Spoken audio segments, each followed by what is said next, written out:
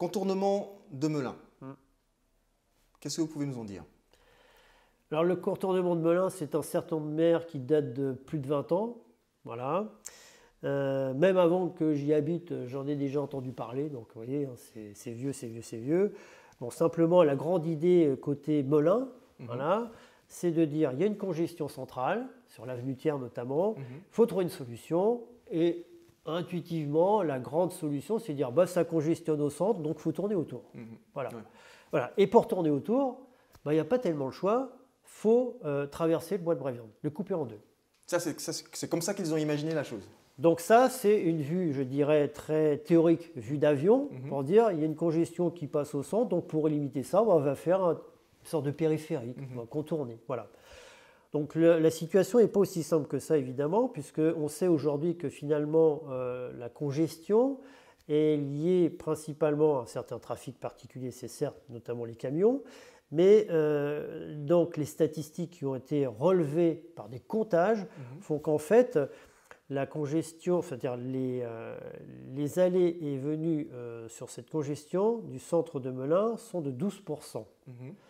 Donc, si on devait faire un contournement, il ne concernerait ceux qui passent du nord au sud et inversement que 12% du trafic interne. Parce que la plupart du temps, c'est des gens qui viennent de l'extérieur pour travailler à Melun.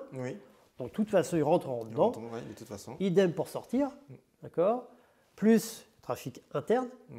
Donc ce trafic-là est majoritaire. D'accord. Et le trafic qui passe à travers est de l'ordre de 12%. Donc le contournement de Melun serait efficace de manière extrêmement relative, si on regarde les chiffres. Donc aujourd'hui, il y a eu des apaisements de temps en temps, ça s'est calmé, on n'en parlait plus, puis c'est revenu récemment, notamment avec le président du département, qui en a reparlé et qui souhaite visiblement qu'on réétudie ce contournement. Quelle est notre position par rapport à ça? Notre position a toujours été claire et ferme, c'est-à-dire non contournement. Il y a d'autres solutions potentielles, et puis quand j'annonce les 12%, je dirais qu'il faut réfléchir de manière un peu différente sans doute à la circulation, d'autant que de manière purement, je dirais, écologique, avec l'avenir qui se prépare devant nous, il faut peut-être réfléchir à substituer la voiture avec d'autres modes de transport, donc transport en commun, TZ, on pourra en parler aussi, mais après aussi peut-être d'autres modes de circulation, d'autres modes de travail.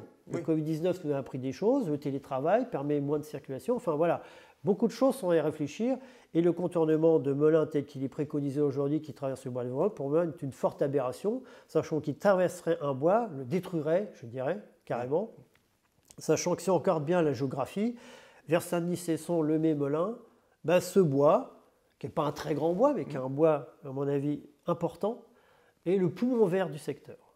Si on détruit ce poumon vert, dans un endroit où il y a aujourd'hui, si on regarde bien, c'est plus de 100 000 habitants, ce serait extrêmement néfaste pour l'écologie, mais aussi pour simplement le vivre correctement dans un ensemble, quand même, un bassin de vie de 100 000 habitants. Vous avez parlé du TZN. Oui. Alors le TZN est aussi un sujet particulier qui a pris du temps à se monter, puisque là on entend parler depuis longtemps. Donc l'objectif du TZN, c'est de relier le carré Sénart à la gare de Melun. D'accord. En passant par? En passant par donc, le départ Lieusaint, Savigny, ensuite Cesson, vers Saint-Denis et Melun. D'accord. Alors il y a Melun-Gare. Melun-Gare, tout à fait. Le projet est étagé en plusieurs phases, 4 phases. Et donc l'objectif quand même est de relier deux pôles importants, Carré-Sénart à la gare de Melun, sachant que le financement c'est le département plus la région. Donc à partir de là, la région, notamment le syndicat des transports d'Île-de-France, IDF maintenant, IDFM, Île-de-France Mobilité, finance pour une grande part l'ensemble du projet. Donc ils ont leur mot à dire aussi. Donc le TZN est important pour aussi notre agglomération, tout simplement parce que ça peut permettre de limiter la circulation des véhicules. Donc c'est aussi un point non négligeable sur le raisonnement futur sur, je dirais, comment améliorer écologiquement, je dirais, l'espace qui existe sur notre territoire. Donc le TZN aujourd'hui pose d'autres problèmes parce que TZN c'est deux fois une voie centrale, plus, d'après le département, deux fois deux voies latérales, plus des pistes cyclables. Donc Oui. ça élargit énormément les voies. Et on a une particularité à Vers-Saint-Denis, c'est que les habitations sont déjà, pour certaines, relativement proches de l'RD 306, de la Oui, départementale oui, tout à fait, oui. sur laquelle va passer ce fameux TZN.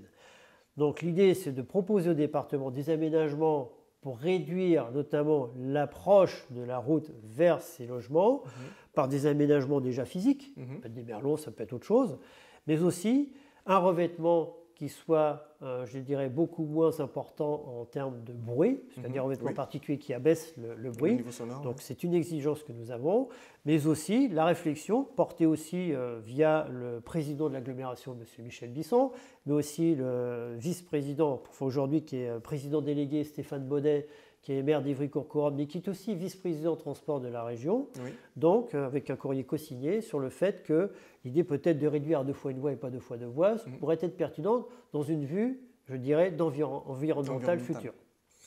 Donc c'est une chose qui est partagée entre l'agglomération, en tout cas j'ai un président de l'agglomération et moi-même sur ce sujet-là. Après, il faut convaincre le département. Ouais. Ah Voilà. oui, donc il y a systématiquement plusieurs acteurs. Voilà, donc après, il faut convaincre le département d'aller dans cette voie. Ce n'est pas forcément évident. Maintenant, derrière, il ne faut pas perdre d'espoir sur le sujet. Mais on peut aussi imaginer ce qui a été proposé, et je pense qu'on peut aller déjà un peu plus loin sur ce sujet, c'est les décalages de pistes cyclables. Parce que quand on fait les voiries plus pistes cyclables, on se rapproche de plus en plus finalement des habitations. L'idée, c'est de décaler la piste cyclable côté habitation, de la supprimer et d'en faire qu'une seule l'autre côté. Voilà, donc on a des idées, des propositions. On est prêt à écouter le département sur ces avancées. Donc ils ont avancé timidement sur certains points, notamment le revêtement, mais il y a encore d'autres pas à franchir sur lesquels on doit discuter. Et là-dessus, je le dis bien, on sera ferme sur l'aspect protection environnementale des habitations à proximité de l'RD 306. Donc si je résume, il va y avoir un transport en commun qui va partir de Carré-Sénard, le TZN, jusqu'à Melun, faisant...